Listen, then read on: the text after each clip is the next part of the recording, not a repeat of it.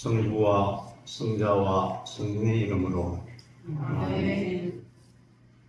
오늘은 진복 8단 참된 8가지 복이라는 제목으로 함께 은혜를 나누고자 합니다. 저는 1992년 4월 부산 서men교회 사역을 정리하고 미국 버지니아 교구의 초청으로 워싱턴 성공회로 갔습니다. 숲속에 잘 가꾸어진 저택으로 이루어진 동네 산책을 하며 이렇게 훌륭한 집에 사는 사람들은 아무 걱정도 근심도 없이 행복할 것 같았습니다. 요즘 뉴스에 등장하는 미국 분위기와는 전혀 달리 당시는 미국에 발을 디디면 누구나 교육, 의료 등 여러 가지 혜택을 누릴 수 있었으며 인종, 성차별 등은 큰 죄로 다스리고 있었습니다. 한국의 군사 독재와 데모로 얼룩진 내 기억엔 미국은 인간의 행복은 존엄성을 존중하는 참으로 안전하고 이상적인 나라라고 여겨졌습니다. 하지만 살면서 어디나 사람 사는 곳은 다 비슷하다는 것을 알게 되었습니다. 누구나 근심과 외로움과 불안을 안고 살아갑니다. 모두 기쁨에 들떠 있는 성탄일에 아주 부유한 동네에서 가족간의 다툼으로 형제를 총으로 살인한 소식을 듣기도 하고 이혼한 교수가 가족을 떠나 알코올 중독이 되어 신세가 망가지는 것도 보았습니다. 백악관 뒤의 홈리스들에게 음식을 나눠주면서 만면에 웃음을 띤 행복한 얼굴로 줄을 서 있는 일행을 마주하기도 했습니다. 그럼 행복은 무엇일까요? 진정한 행복은 어떻게 이룰 수 있을까요? 세상에서 제시하는 행복은 호황된 행복일 수 있습니다. 큰 집에서 멋진 차를 타고 개인 금고에 수많은 돈을 쌓아놓고 있어도 불안이 떠나지 않으며 마음 가득 미움으로 차 있다면 안락한 침대도 가시방석이 될 수 있습니다. 그러나 33살의 중년, 머리 둘 곳 없이 매일 밤 어디서 잠을 청할지 모르는 예수라는 사람, 하나님의 아들이라 불리는 분이 행복에 대해 말씀하십니다. 이는 세상의 법칙과는 완전히 거꾸로 된 것 같습니다. 위에서 아래로 흐르는 물이 아래에서 위로 물길을 돌리는 것처럼 이분의 말씀은 완전 다른 새 세상의 원리를 말씀하고 계십니다. 이렇게 말씀하시는 분은 아마도 사기꾼 아니면 미친 사람이거나 아니면 하늘에서 오신 진정한 하나님의 아들이거나 이들 중에 하나로 이분의 가르침 또한 진리 아니면 거짓일 것입니다. 역사는 이분의 오심을 기점으로 AD와 BC로 나눕니다. 이분이 십자가에서 죽으신 사건을 중심으로 역사의 수레바퀴는 반대 방향으로 돌기 시작합니다. 그러므로 이젠 시공을 초월해 이전 2000년 전의 사건이 오늘의 사건이 되고 죽음 후에 도래할 미래의 오늘이 미래에도 오늘의 현재가 되기도 합니다. 예수 그리스도는 역사의 한복판에 등장하여 하늘나라의 복음, 하늘나라의 질서, 하나님 나라의 법을 선포하고 계십니다. 예수님은 무리를 보고 산에 올라가 앉으시자 제자들이 곁으로 다가왔습니다. 예수께서는 비로소 입을 여시어 이렇게 가르치시다고 기록 가는 것을 보아 주위에 둘러앉은 제자들의 눈을 맞추며 친근한 목소리로 차근차근 말씀하셨을 것 같습니다. 첫째, 마음이 가난한 사람은 행복하다. 천국이 그들의 것이다. 이 무리들은 세상 일을 제쳐두고 하나님을 찾아왔습니다. 이들은 세상에서 인정받기보다 하나님이 자기 이름을 불러주시기를 갈망한 사람들입니다. 이들이 가진 것은 오직 하나님 한 분으로 만족했습니다. 자기가 가진 모든 것, 생명까지도 하나님께로부터 왔다는 것을 인정하는 사람들, 이들이 마음이 가난한 사람입니다. 이런 사람은 하나님의 사랑과 은총으로 만족하며 하나님 말씀에 귀 기울여 지혜를 구합니다. 하늘나라는 이들의 것입니다. 예수님은 하나님이 전부인 가난한 마음에 하나님의 사랑과 평강을 채워주십니다.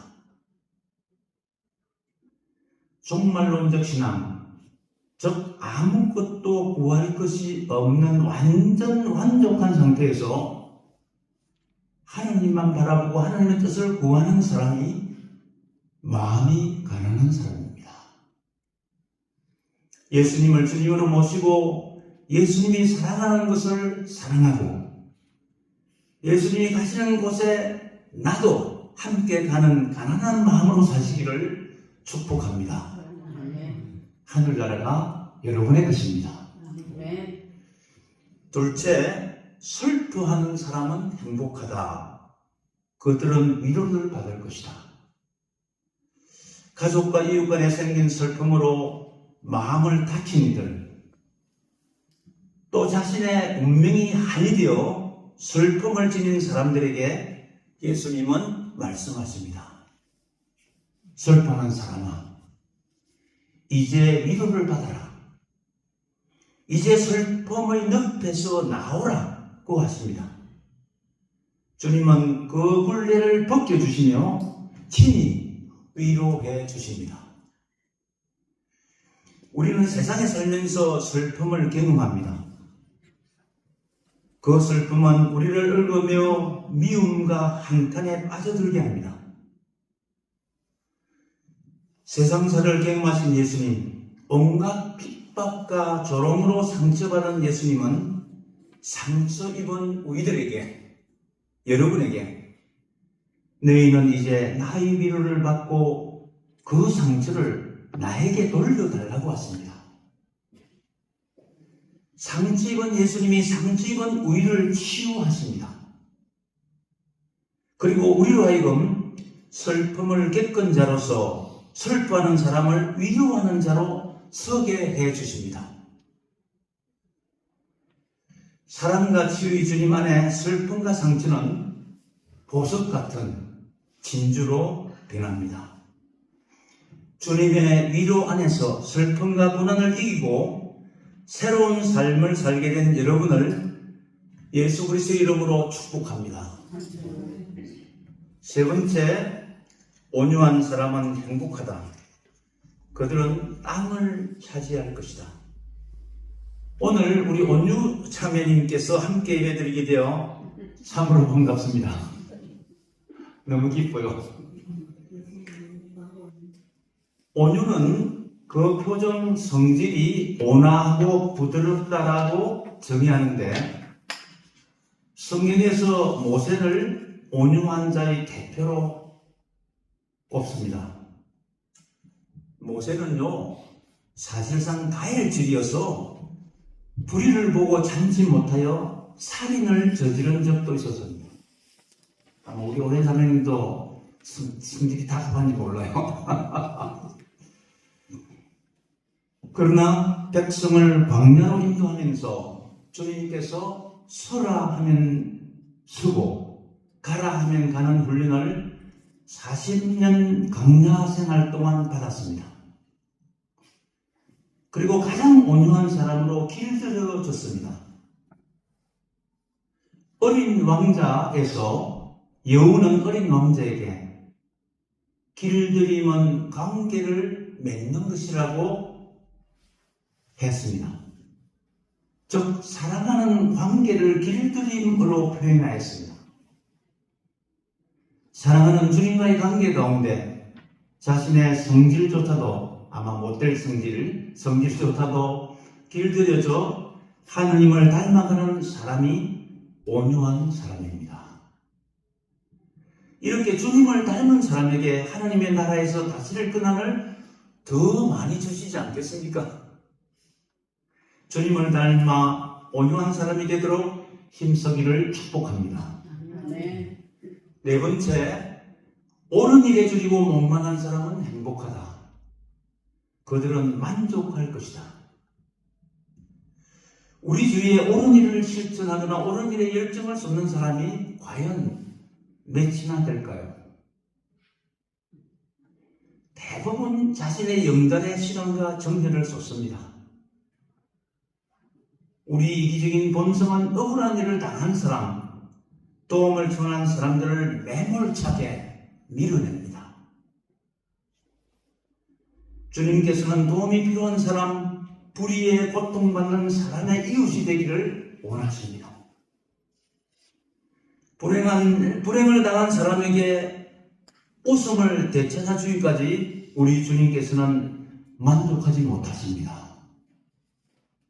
우리가 옳은 일에 열정을 쏟아 그들 편에 설 때 주님께서 주시는 만족이 우리의 행복이 됩니다. 불의에 시달리는 이웃에게 관심을 갖고 사랑으로 돌보는 일에 충실하기를 축복합니다. 다섯 번째, 자비를 베푸는 사람은 행복하다. 그들은 자비를 입을 것이다. 자비는 크게 사랑하고 크게 가볍게 여긴다는 사전적 정의입니다. 크게 사랑하고 크게 가볍게 여긴다. 그럼 얼만큼 큰 사랑이 자비일까요? 바울은 에베소 성도에게 하나님의 신비가 얼마나 넓고 길고 높고 깊은지를 깨달아 알고 인간의 모든 지식을 초월한 그리스도의 사랑을 알 수 있게 되기를 바랍니다. 라고 기록하고 있습니다. 제가 인격적인 하나님을 알지 못하고 세상적인 성공에 매여서 물리학 교수가 되어 신부와 교수의 일을 병행하리라는 꿈을 버리지 못하고 있을 때 주님께서 말씀하셨습니다.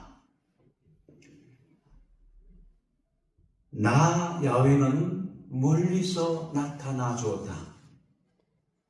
나는 한결같은 사랑으로 너를 사랑하여 너에게 변함없는 자비를 베풀었다고 하신 이 말씀을 보고 들은 제가 얼마나 놀랐는지 모릅니다.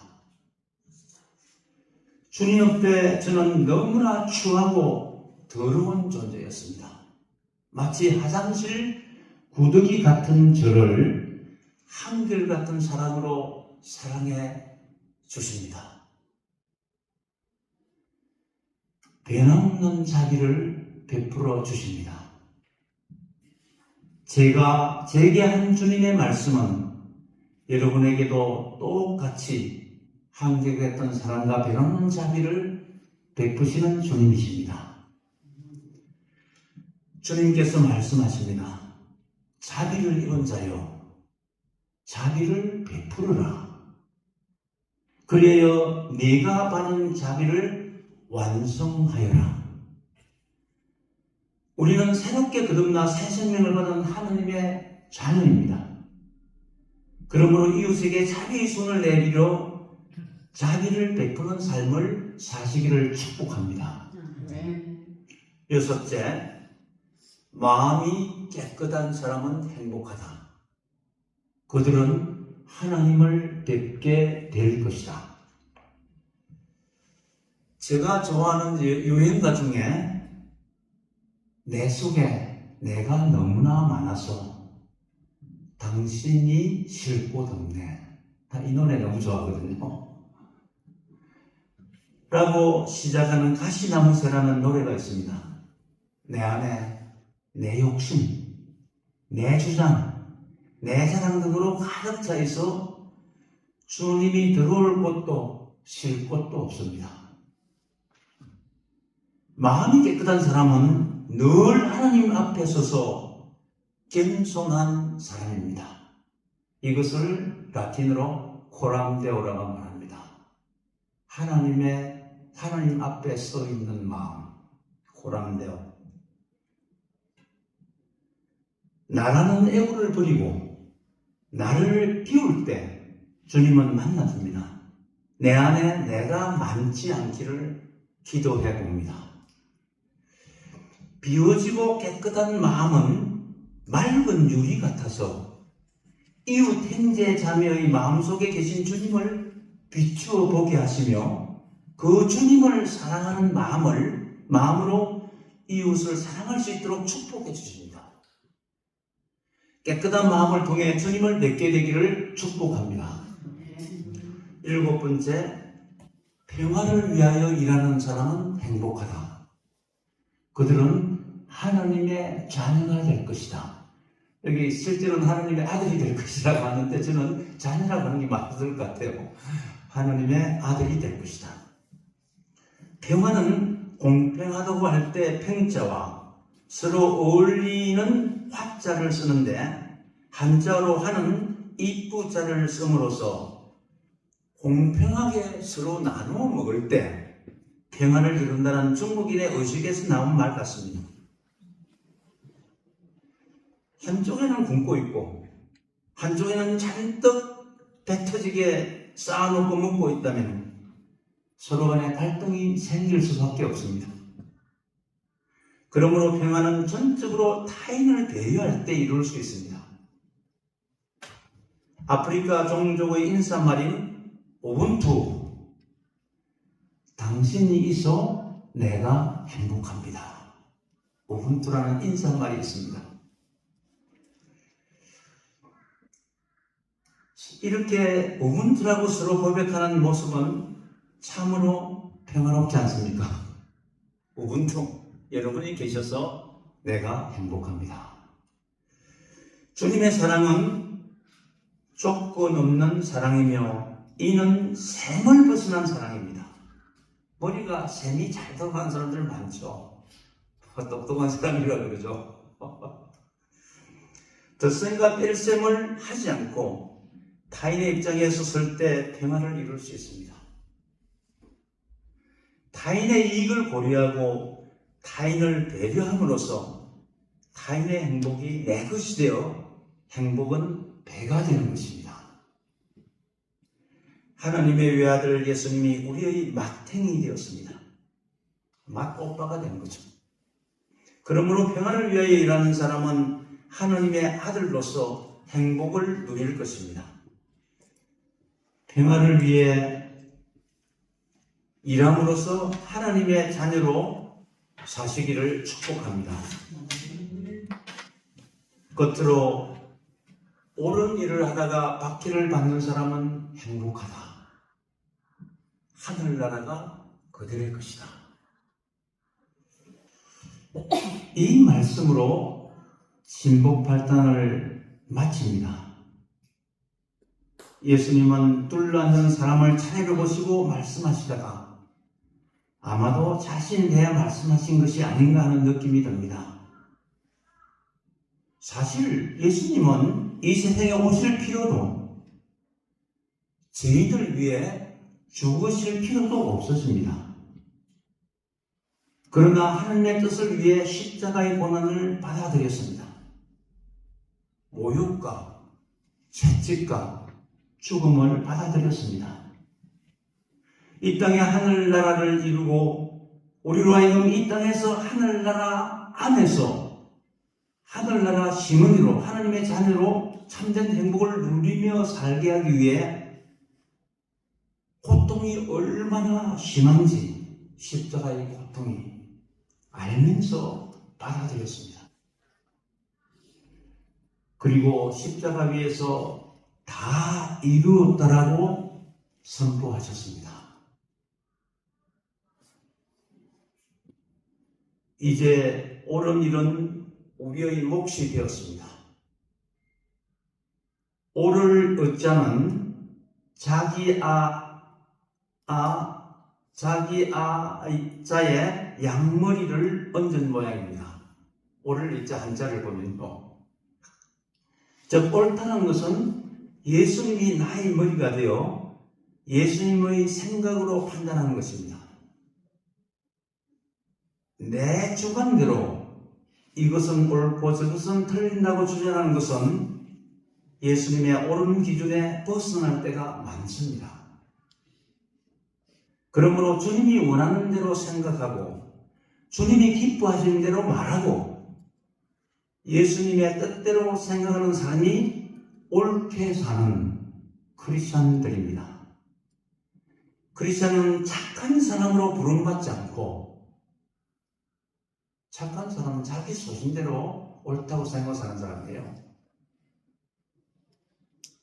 크리스찬들은 착한 사람으로 부름받지 않고 옳은 일을 하는 사람으로 부름받은 사람들입니다.